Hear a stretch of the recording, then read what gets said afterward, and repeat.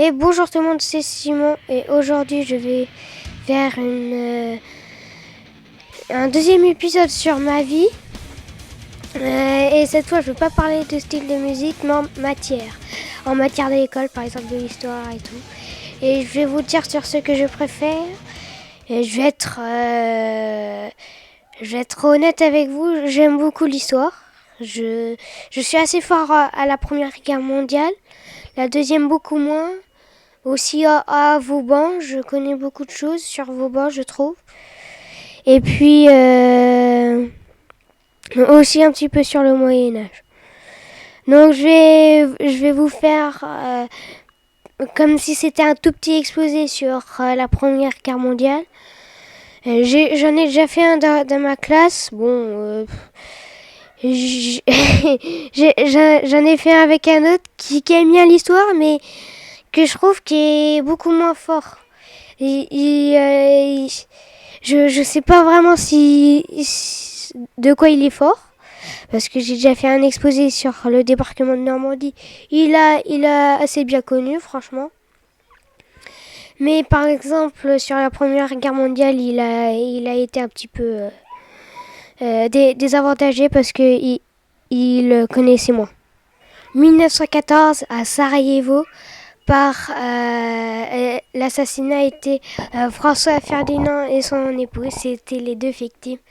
Et celui qui les a assassinés était Glavilo Princip, un étudiant serbe qui les a tués le 28 juin 1914 à Sarajevo. Et donc du coup, l'Autriche-Hongrie ont déclaré la guerre à la Serbie sous prétexte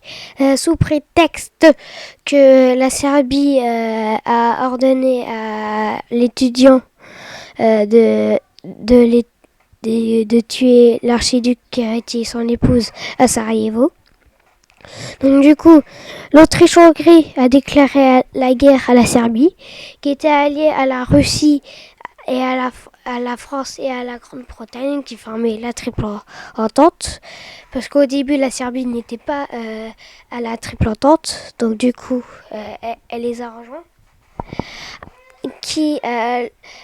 Donc du coup, la Russie déclare la guerre à l'Autriche-Hongrie, que l'Autriche-Hongrie était alliée à l'Allemagne et à l'Italie. Du coup, l'Allemagne a déclaré la guerre à la Russie. Donc du coup, la France est alliée à la Russie. Donc du coup, la France va déclarer la guerre à l'Allemagne. Et c'est tout ça qui a fait la Première Guerre mondiale. Donc, comme le 30 1914, la France a déclaré la guerre à l'Allemagne, ce même jour, une pancarte a été affichée dans toutes les villes de France, disant que tous les Français âgés d'au moins 18 ans jusqu'à 48 ans, je crois, ou alors 41, entre ça, doivent aller obligatoirement défendre la France, défendre son père un petit peu. À la guerre 14-18, il y a eu 3 types de guerres. La guerre de mouvement, la guerre de position et la guerre des tranchées.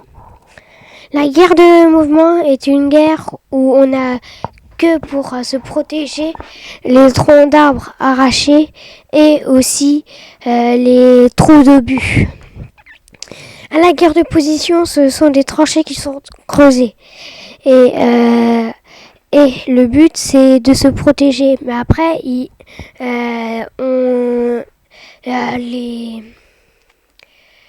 les soldats qui sont dans ces tranchées vont attaquer l'autre tranchée ennemie, par exemple allemande. Et ça s'est pas très bien passé. Donc du coup, la guerre des tranchées, il y avait quelques assauts sur les autres tranchées, mais surtout aussi il y avait il y avait les sapeurs qui creusaient dans les tunnels et essayaient de faire sauter les tranchées et ennemies à l'aide de mines sous la terre. J'espère que cette vidéo vous aura plu. Si elle vous a plu, n'hésitez pas à mettre un pouce bleu et à vous abonner. Aussi, mettez dans les commentaires des questions. Et si vous voulez encore un épisode sur ma vie, dites-le dans les commentaires.